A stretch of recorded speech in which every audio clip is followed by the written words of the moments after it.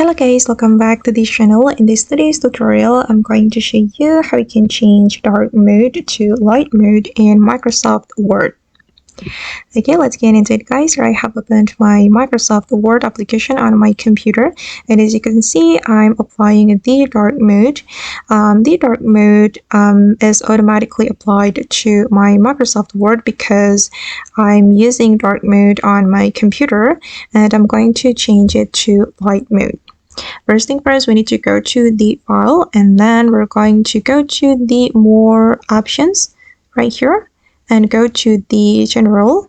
Then here you'll be able to change the office theme, and as you can see, I'm using the black mode, and I'm going to change it to light mode or white mode.